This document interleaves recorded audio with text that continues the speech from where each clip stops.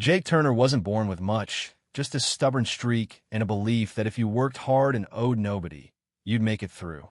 That mindset dragged him through years of odd jobs, construction, delivery, whatever paid, until he landed a steady gig as a contracted groundskeeper for the city's parks department.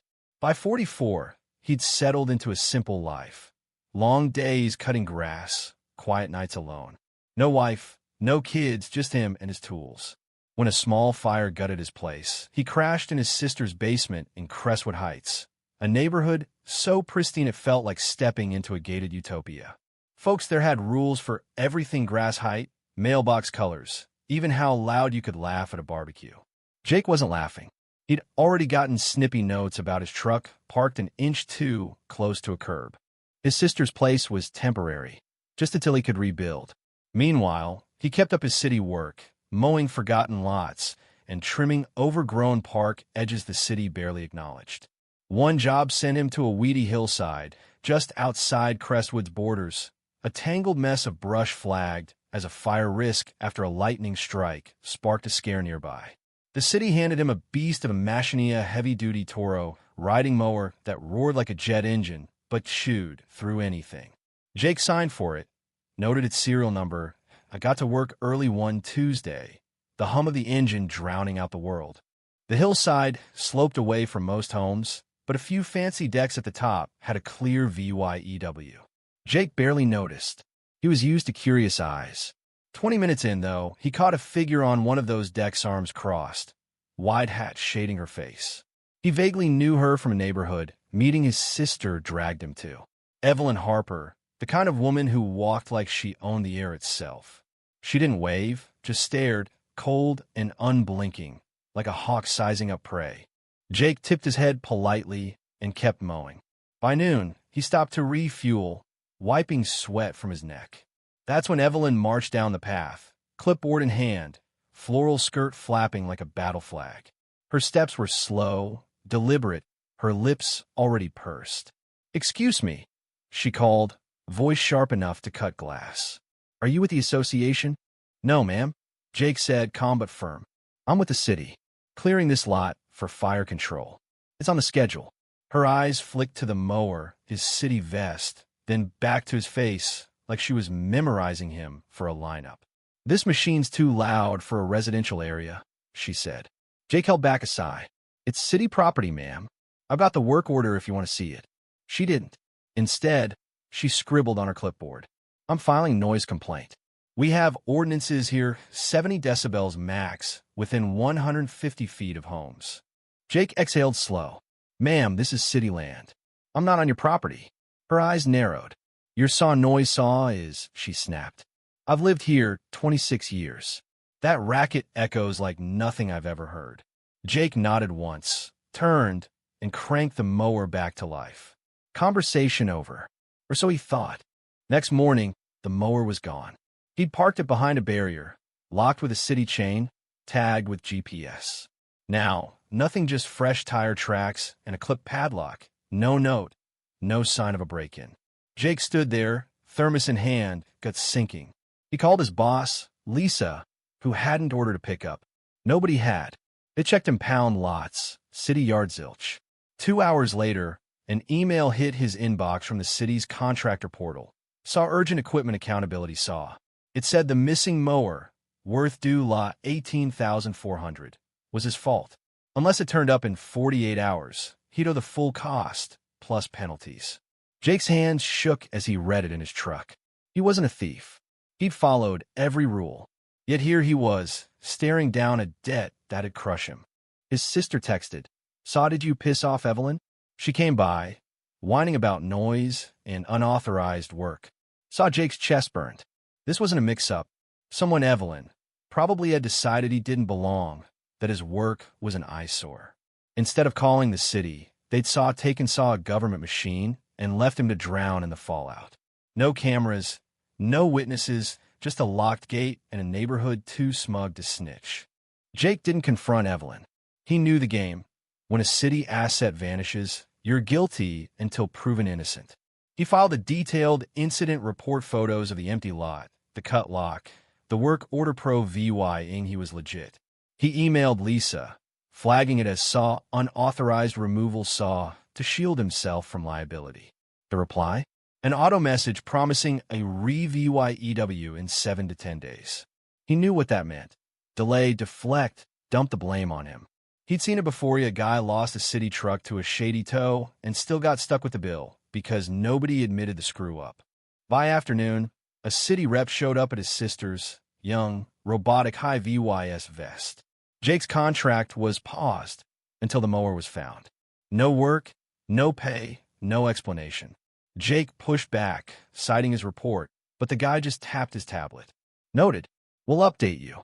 Jake sat in his truck after unease creeping in. He called every contact he had voicemail, hold loops, dead ends. One clerk mumbled, sometimes neighborhoods relocate stuff for nuisance. Ever happened before? Jake nearly laughed. Saw stealing city property? No saw. He scoured Crestwood's council website and found a post.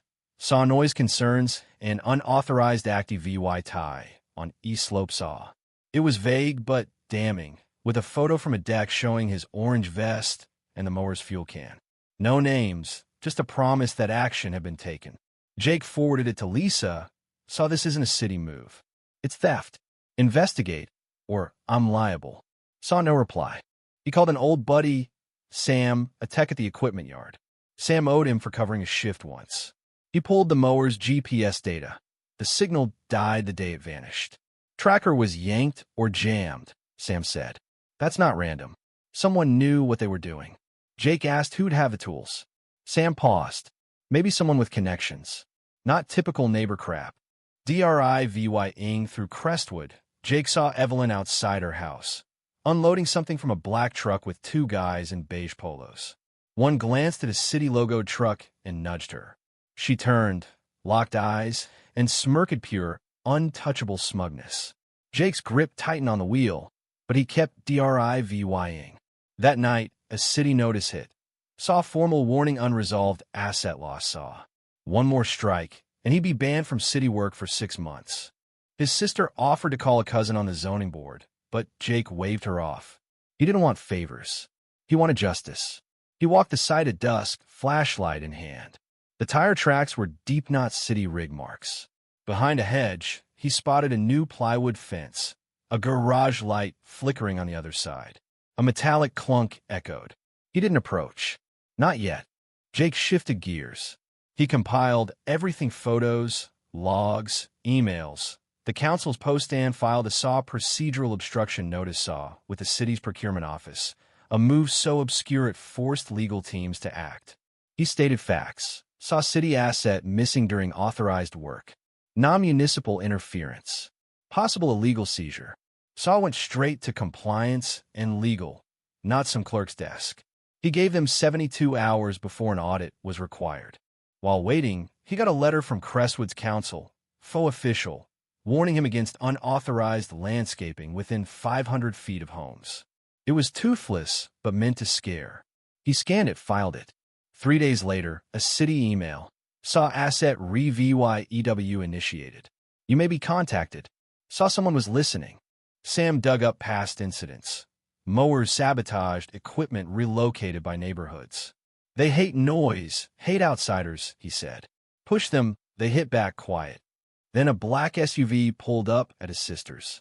A man, no badge, said, asset oversight. Questions. Jake handed over copies of everything. The guy nodded. If the tracker's off, that's a crime. We'll check. Jake felt it. The city was waking up. But Crestwood fought dirty. A note slid under his door and signed. Saw let it go. Nobody wants trouble. Saw Jake filed it. Then his vehicle access code was cut, locking him out of the equipment yard. IT admitted it was requested by a super VY SOAR, no reason given. 2 silent calls came, one with a low voice. Saw be careful where you push. Saw he saved the voicemail. A car idled outside his sister's at 2 a.m., a nail left under his tire by morning. He didn't flinch. The city's audit hit Crestwood hard. They seized equipment, froze projects. Tom Rivera, the council's logistics guy, quit suddenly. Evelyn's name vanished from the website. The mower turned up in a private garage. Painted over, tracker gone. The city called it escalated. Jake's contract was restored. No apology, just, "Saw, we appreciate your professionalism." Saw. He went back to work, avoiding Crestwood. But they didn't stop. A new complaint called him confrontational, unreliable. He forwarded it to the city's legal liaison, Dana Walsh, who'd cleared him. She didn't reply, but he knew it was logged.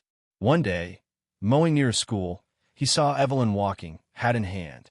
She froze when she saw him, disbelief in her eyes, like he was a ghost who refused to fade. She turned away. He kept mowing. It ended quietly. No arrests, no headlines. The city tightened rules. No asset moves without oversight. No complaints without proof. Crestwood's grants were paused, their fence torn down. A note appeared in Jake's truck. "Saw, I'm sorry. We should have spoken up." Saw he read it, folded it, moved on. His sister asked if it was worth it. "Had to be done," he said. Not for revenge, but because he wouldn't be erased. Jake kept his folder Saw Crestwood docs Saw on a hard drive, just in case. New contractors whispered his name. Saw talked to Turner if things go wrong. Saw he wasn't a hero, just a guy who didn't quit. The world rolled on, but it was different, reshaped by one man's refusal to bow. So what do you think? Was Jake right to fight a system stacked against him? Or should he have let it go? Is Evelyn a VY lane protecting her turf? Or just a product of a neighborhood obsessed with control? Could you stand up to a community like Crestwood, or would you walk away? Drop your thoughts below, hit that like button, and subscribe for more stories that'll keep you talking.